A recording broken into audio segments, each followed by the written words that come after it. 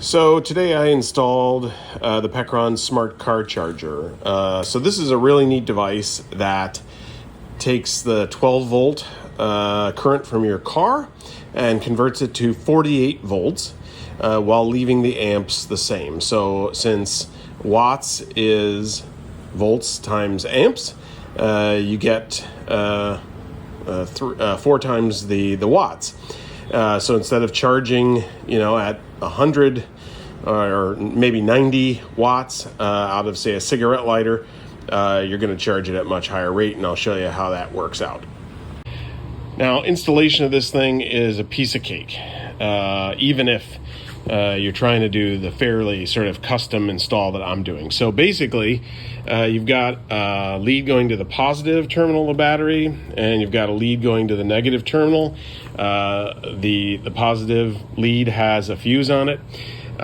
It then goes into this very sort of heavily shielded cable that has its own shielding on the outside, but I also put plastic shielding on the outside of that, 3/4 inch shielding, and every car of course can be different, but so I ran it around the back along the firewall, and then it basically goes down there, staying well away from the exhaust, and it snakes down to under the car.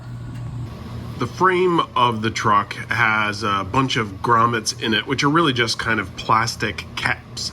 You can cut an X in the middle of those and send the cable up through the bottom of the truck, but these are much better. So this is an actual rubber grommet.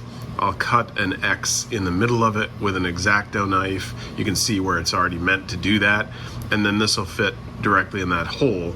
It's much better. It won't pop out like the plastic one will under the stress of the wire snaking up through it, and so this is a much better way to go. You can get these on Amazon.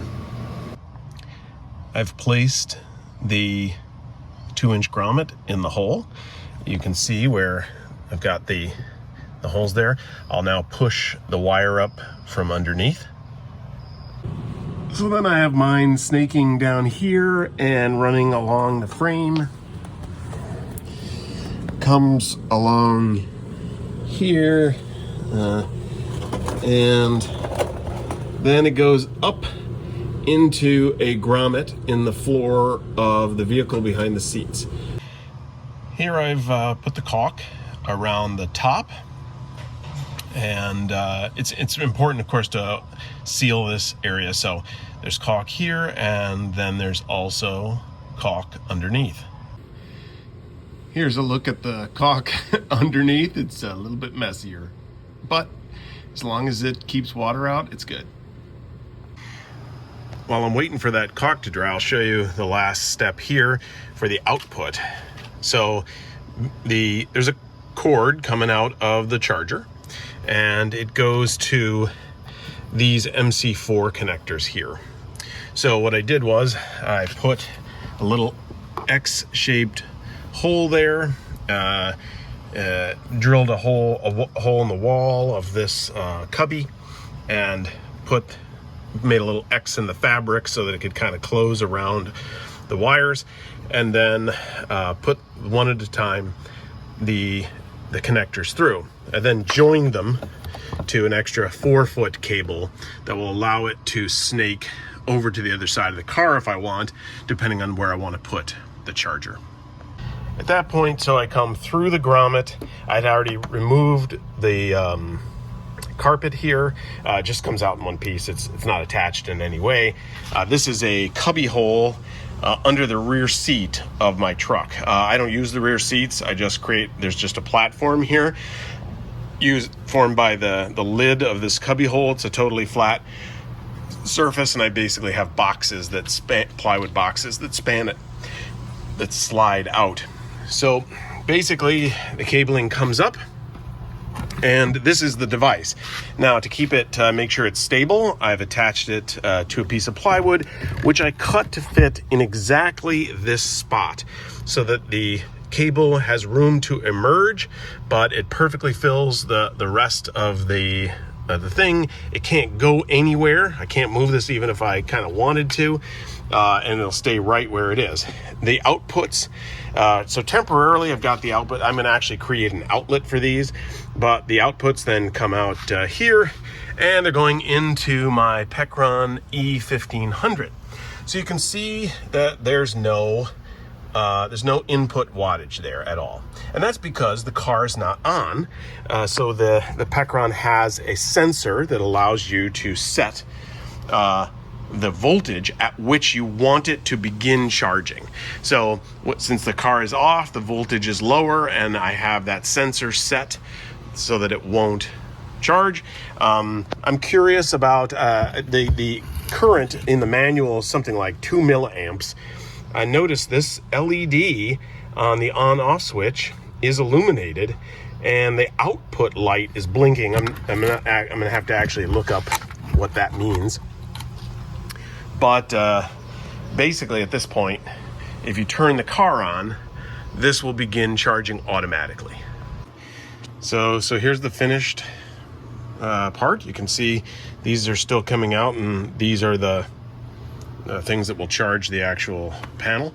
And now I can put the box back in place, move this thing down to where it came from, and should be all set.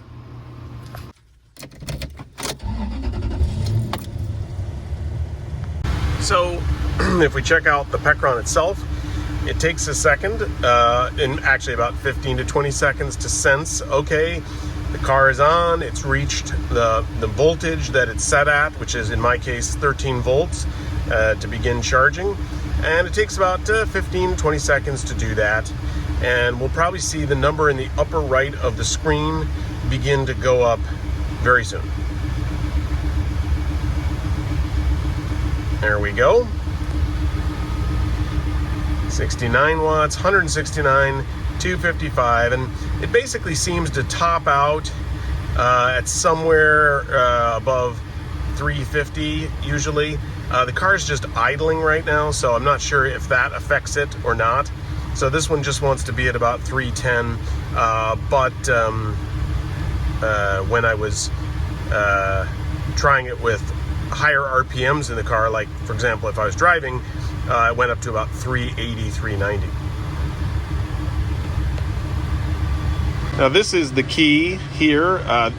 So this is the starting voltage sensor, and basically what you want to do is you want to turn this so that it is not charging when the car is off, and it is charging when the car is on, the lowest setting that you can get it to go at.